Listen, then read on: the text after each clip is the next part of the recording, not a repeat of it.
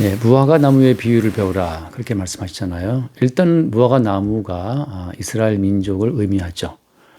여러 군데에서 성경은 계속해서 이스라엘 민족을 언급할 때 무화과 나무에 빗대서 많이 말씀하십니다. 그러니까 1차적으로 무화과 나무를 말할 때는 이스라엘 민족을 말하는 게 맞아요. 근데 문제는 뭐냐면 무화과 나무가 이스라엘 민족을 말하는데 그 이스라엘 민족의 정의에 대해서 예수님 때에 들어오게 되면 바뀐다고 하는 거죠. 예를 들어서 이제 그러잖아요.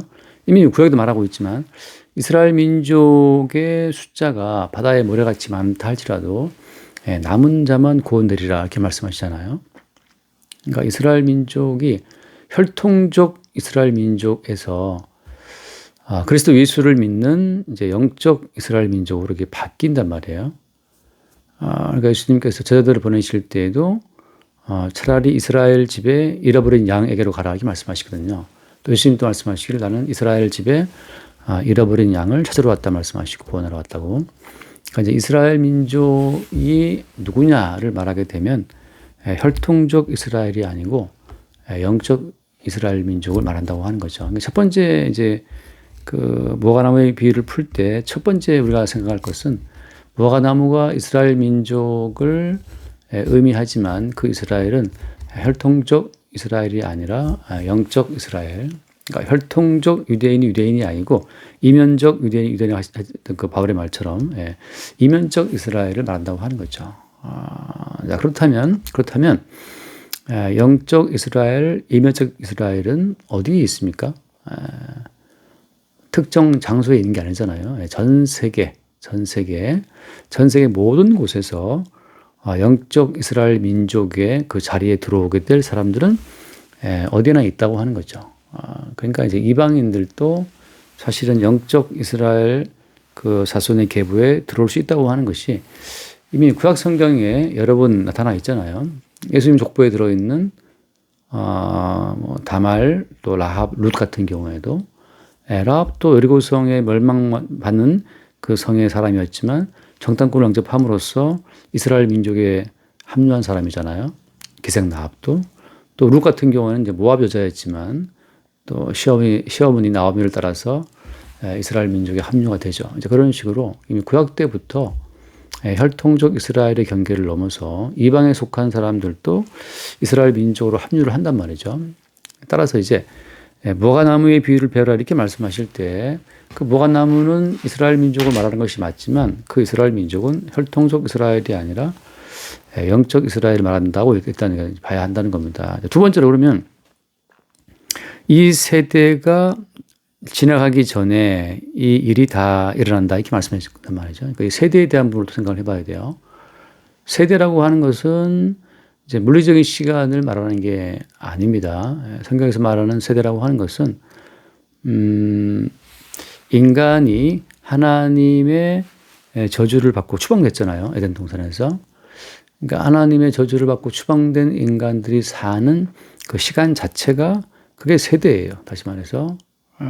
그러니까 세대는 우리가 지금 2026년인데 2026년, 2027년, 8년 쭉 이어져 가는 게 그래서 뭐 근데 60년이냐, 50년이냐, 40년이냐 뭐 세대에 대한 설명이 많이 있지만 그렇게 30년, 60년, 뭐 70년 이렇게 잘라서 볼 것이 아니고 인간이 존재하는 인류가 존재하는 전체 시간이 세대라고 하는 거죠. 왜냐하면 왜 제가 이렇게 말씀드리냐면 주님께서 이 마지막 때를 말씀하시면서 그 마지막 때를 경계하시면서 하셨던 말씀이 두 가지가 있는데 하나는 이제 노아의 때처럼 노아가 방주에 들어가는 그 시간까지 그 사람들은 먹고 마시고 사고 팔고 또 장가고 시갔다 말씀하셨잖아요.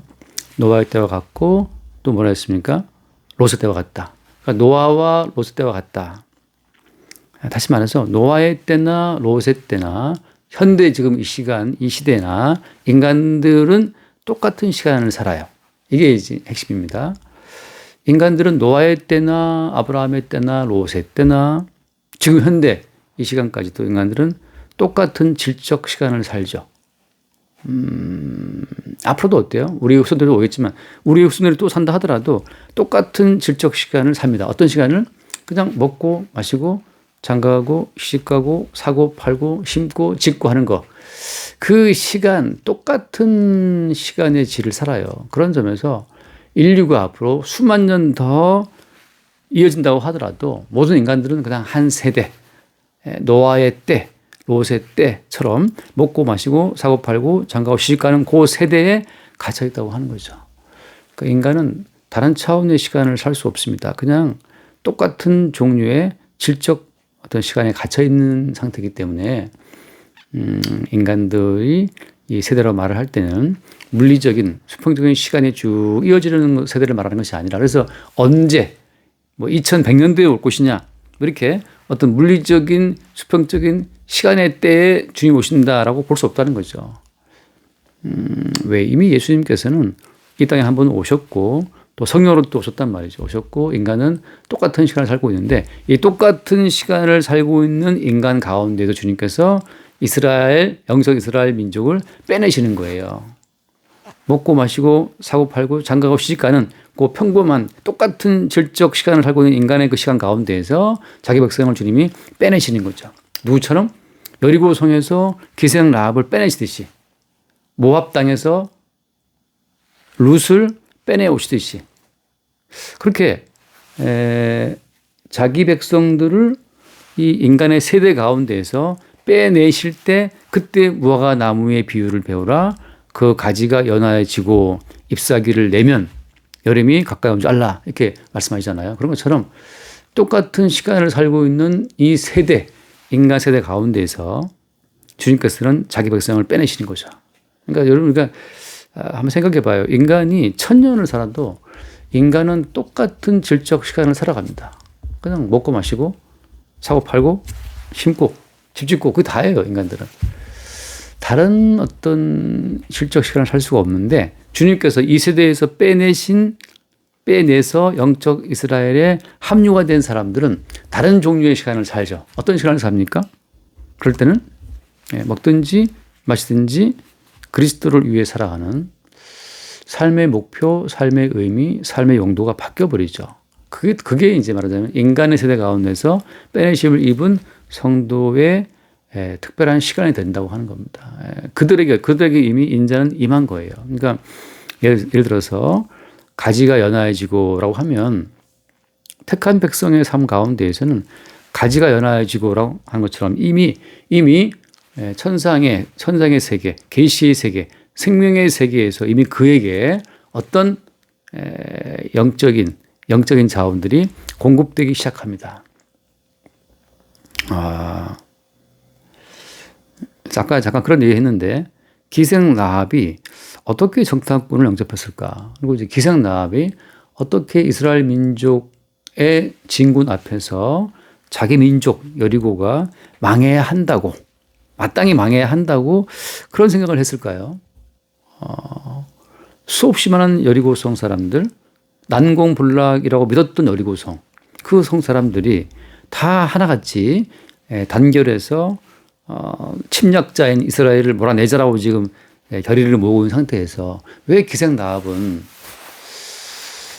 그 들려온 소문만을 가지고 여리고 성이 망할 것을 여호와께서 이스라엘의 손을 통해서 여리고 성을 파괴할 것을 기생 라합은 알았단 말이죠. 그게 바로 뭐냐? 그 뻣뻣한 기생 라합의 마음속에 여리고 성은 난공불락이야. 절대 무너지지 않아.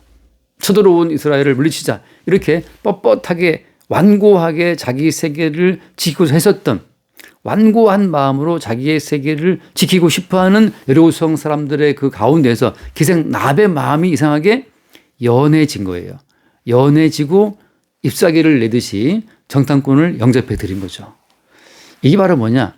천상세계의 인자의 나라에서 인자의 나라의 생명의 자원이 이미 기생 라합에게 흘러 들어가서 기생 라합의 마음 자체가 연하여지고 잎사귀를 낸 거죠. 이미 그 기생 라합의 삶 가운데서 잎사귀를 내듯이 정탐꾼을 영접해 드린 거예요. 그런 식으로 지금도 온 세계 수없이 많은 사람들에게 복음이 증거될 때 이미 어때? 이미 주께서 먼저 앞서가셔서 그들의 마음을 연하게 하시고 그들의 잎사귀를 내게 하셔서 복음을 증거할 때 그들이 그 복음을 받아들이게 되는 그것도 놀라운 기적이 벌어진다고 하는 거죠. 그러니까는 무화과나무 가지가 연화해지고 잎이 나면 그런 것처럼 그때 이미 인자가 가까이 온 줄을 알라. 바로 그들에게 인자이신 주님이 가까이 오신 겁니다. 정탐꾼 자체는 사실 인자이신 주님이 보내신 인자의 어떤 모형이고 인자의 형상들이죠. 정탐꾼은 그들을 라합이 영접해 드릴 때에는 이미 라합의 마음 자체에 생명이 부어심으로 말미암아 영해진 겁니다. 그 마음이. 그게 이제 이 세대에 임한 그 종말 가운데서 택함을 입고 빼내심을 입게 되는 주님 백성의 어떤 특징이라고 하는 거죠. 그러니까 예수님께서 하신 말씀, 요한복음 4장에서 하신 말씀인데 그 수가성 여인 할 때 말씀하신 거잖아요. 너희는 넉 달이 지나야 추수할 때가 이르겠다 하지 않았느냐. 그러니까 인간들의 시간표는 그냥 물리적인 시간표이기 때문에 지금 씨앗 뿌릴 때 지금 뭐 씨앗 뿌렸으니까 이제 몇 개월 뒤에 추수할 때 이렇게 인간의 시간표가 있지만 그러나 주님 하신 말씀은 어떤 거였어요? 너희는 넉 달이 지나야 추수하지 않냐 이렇게 말하고 있지만 그러나 나는 너에게 이르노니 너희 눈을 들어 밭을 보라. 휘어져 추수하게 되었다. 이미 가지가 연해지고 잎을 낸 거란 말이죠. 그러니까는 우리가 아는 시간, 물질적인 시간, 인간의 육체를 기준 삼아서 이렇게 끝없이 이렇게 쌓아 나가는 그런 시간이 아니라 인간은 한 세대 안에 갇혀 있어요. 질적인 시간 안에 갇혀 있다고 하는 거죠. 거기서 주님께서는 이미 자기 백성의 마음을 연하게 하시고 이파리를 내게 하셔서 그때 인자가 가까이 온 줄 알라 한 것처럼 그때 주님이 찾아오신 겁니다. 쉽게 말하면 수가성 여인이 5명 남자랑 살았잖아요. 그게 바로 뭐냐면 그냥 주께서 이미 가지를 연하게 하고 이파리를 내어서 예수님이 왔을 때 즉각 예수를 영접할 수밖에 없는 상황으로 다 간 겁니다. 그 공동체에서 실패하고 또 실패해서 이제는 남들 다 쉬는 시간에 그 뜨거운 정오에 물동을 이고 몰래 물을 길러 나와야 되는 그 사회, 그 집단에서 실패한 인생이죠. 실패한 인생. 강도, 세리, 창녀, 죄인들 다 그 사회에서 왠지 모르게 실패하는 쪽으로 이미 그들의 인생이 흘러갔어요. 주님께서 그 세상에서 그 세대에서 주님이 빼내시기 위한 사전 작업으로 그 시대로부터 버림받는 상황으로 주님이 그들을 이미 다 조치를 하신 겁니다. 그래서 주님께서 찾아가신 거죠. 수가성 여인을. 남편 5명에게 지치고 6명이 살고 있지만 남편 아니야 그것도. 그렇게 주님은 이미 다 사전 조치를 취해 놓으시고 그 여인을 구원하러 수가성 우물가로 가신 겁니다. 그런 것처럼 무화과나무의 비유라고 하는 것은 지금도 성령 안에서 계속 이루어지고 있어요. 그래서 우리가 이제 만나서 복음을 전하거나 대화하다 보면 나오지만 이미 가지가 연해지고 그래가지고 이 땅 가운데 어떤 소망이 없어. 그런 사람들이 있어요. 그래서 그냥 복음을 이야기하면 그냥 영접해 드려요. 이파리를 내듯이 그냥 받아들이는 자들이 있다. 이 땅에 대한 소망이 없어. 이 땅에 지금 뭐 주식 장이 뭐 뜨겁다 그러는데 주식이고 뭐고 뭐 할 것도 아무것도 없는 사람들이 있어요. 혹은 뭐 실패한 분도 있겠죠. 그런 것처럼 이미 복음을 들을 만한 준비가 되도록 다 주님이 삶 가운데 조치하신 분들이 있다는 거죠. 그들이 복음을 듣고 이스라엘 집에 잃어버린 양에게로 가라 했었던 주의 말씀 듣고 가서 복음을 증거할 때 그들이 복음에 반응을 보이는 거죠.